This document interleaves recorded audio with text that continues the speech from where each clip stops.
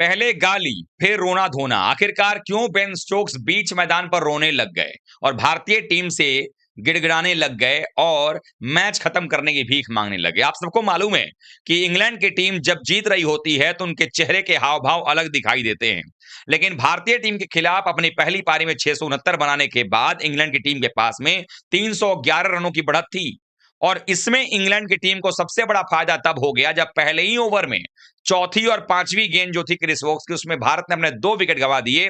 भारत के रनों का खाता नहीं खुला था, लेकिन उसके बाद ऐसा लगने लगा कि भारत को 5.5 सत्र बल्लेबाजी करनी है और इंग्लैंड को 8 विकेट चाहिए। उसमें भी भारत के निचले क्रम के बल्लेबाजों से उतना उम्मीद नहीं था।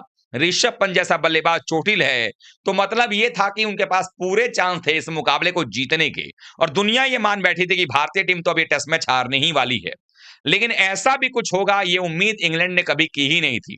दरअसल जब ये मुकाबला लंच के बाद शुरू हुआ चौथे दिन, और जब बल्लेबाजी करने के लिए केएल राहुल और शुभमन गिल की जोड़ी मैदान पर आई, दोनों बल्लेबाजों ने यह मेक श्योर किया कि इंग्लैंड को अब कोई और भी विकेट ना दिया जाए। दरअसल हुआ ये कि इंग्लैंड की टीम जब गेंदबाजी कर रही थी, नई गेंद हाथ में थी और वहां पर विकेट संभालना बहुत जरूरी था, तो केएल राहुल शुभमन गिल ने लंच से चायकाल तक कोई विकेट नहीं गिरने दिया। वहां पर भारतीय टीम ने सिर्फ 86 रन बनाए। उसके बाद चायकाल से लेकर के डे एंड तक जो 2.5 घंटे का सत्र था, वहां पर भारतीय टीम ने 88 रन जोड़े। कुल मिलाकर के टीम इंडिया ने 174 रन जोड़े थे 2 विकेट पे। और यहां से जो अगले दिन का खेल शुरू होना था, तो सिर्फ 17 ओवर के बाद नई बॉल मिलने वाली थी। अब सबसे बड़ी चुनौती यहां पर यह थी कि नई बॉल जब मिलती तो वहां पर फिर से जोफ्रा आर्चर आते बॉलिंग करने के लिए और भारतीय टीम को परेशानी होती। अब ऐसे में जब भारतीय टीम का स्कोर 188 था, तभी 90 रन के स्कोर पर बेन स्टोक्स गेंदबाजी करने के लिए आए थे और उन्होंने एक ऐसी गेंद डाली जो अंदर भी आई, नीचे भी रह गई, क्योंकि पिच का स्वभाव दाएं हाथ के बल्लेबाजों के लिए वेरिएबल बाउंस दिखा रहा था। और वो गेंद आकर के पैड पर लगती है और केएल राहुल आउट हो जाते हैं। 3 विकेट के बाद इंग्लैंड का जोश हाई था, और यही वो क्षण था जहां पर जोफ्रा आर्चर आकर के गालियां देना शुरू करते हैं वॉशिंगटन सुंदर को, क्योंकि जब तीसरा विकेट गिरा तो नंबर 5 पर पंत के जगह पर सुंदर को बल्लेबाजी के लिए भेजा गया था।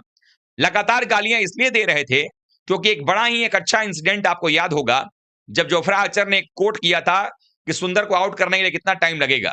इंग्लैंड क्रिकेट बोर्ड ने कहा था 4 गेंद, और सुंदर को उन्होंने 4 गेंदों में आउट किया था। लेकिन इस पारी के अंदर में सुंदर भी ठान करके आए थे, उनके गालियों का जवाब वो सिर्फ मुस्कुरा कर दे रहे थे। लेकिन वार लगातार सिर्फ बॉलर से नहीं हो रहा था, आसपास के फील्डर से भी हो रहा था। मसलन silly point, short leg slip, leg slip, हर जगह से। और ऐसे में भी वहां पर टिक कर खेलना था। तभी लंच से ठीक 5 मिनट पहले शुभमन गिल भी 103 रन के योग पर आउट हो जाते हैं।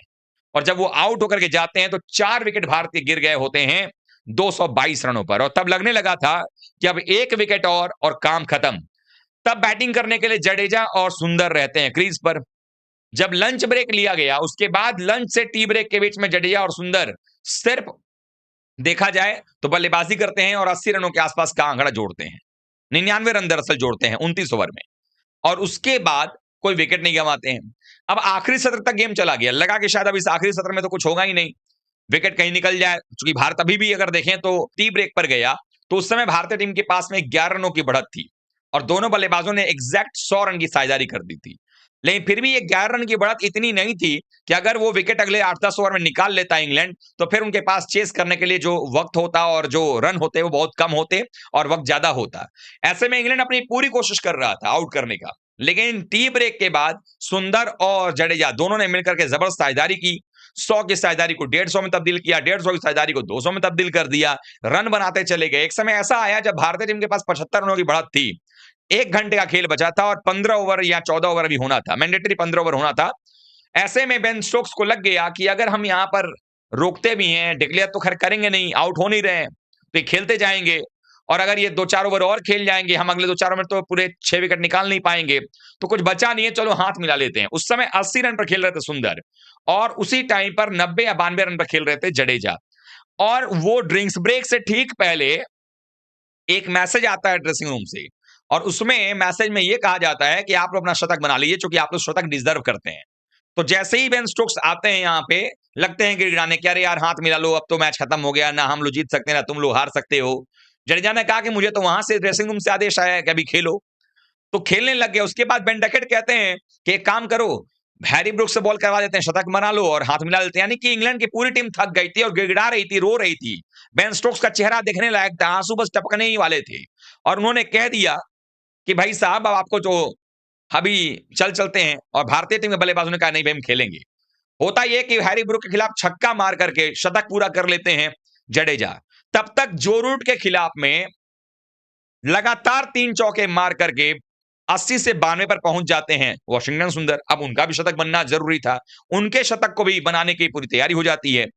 और यहां पर होता यह है कि उसके बाद थोड़ा समय लेते हैं और फिर अपना शतक पूरा कर लेते हैं वॉशिंगटन सुंदर। इन दोनों प्लेयर्स ने जब शतक पूरा कर लिया तो जाकर के थोड़ी राहत की सांस इंग्लैंड ने ली और इंग्लैंड को भारतीय टीम के इन दोनों बल्लेबाजों ने इस पारी में 143 ओवर तक मैदान पर रखा। भारत ने 112 ओवर तक फील्डिंग करवाई पहली पारी में, फिर इंग्लैंड ने हमसे 158 ओवर की फील्डिंग करवाई और फिर भारतीय टीम ने 143 ओवर इंग्लैंड से फील्डिंग करवाई। मतलब इंग्लैंड को भारतीय टीम ने इस मैच के अंदर में 255 ओवर तक मैदान पर फील्डिंग करवाया है और सिर्फ 3 दिन के गैप के बाद अगला मैच होगा ओवल के मैदान पे 31 जुलाई से।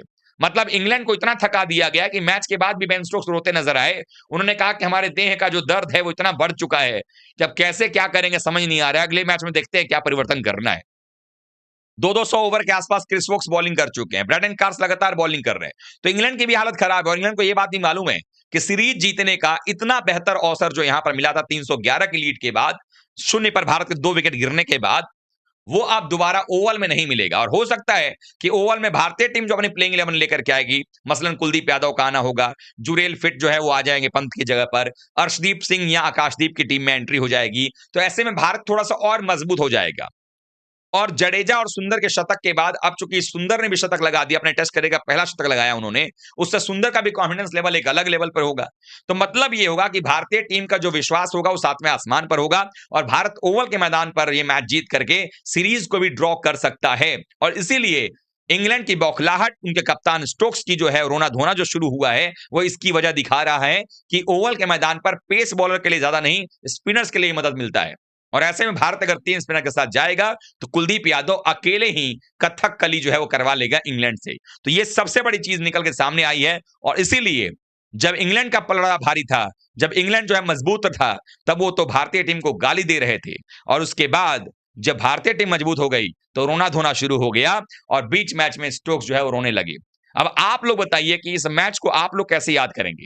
क्योंकि ये ऐतिहासिक मुकाबला था।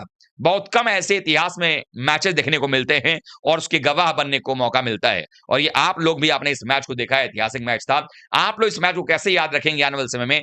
कमेंट करके बताइएगा। वीडियो को लाइक कीजिए, शेयर कीजिए, चैनल सब्सक्राइब कर लीजिएगा। मिलते हैं अगले किसी बड़ी खबर के साथ। थैंक यू सो मच दोस्तों।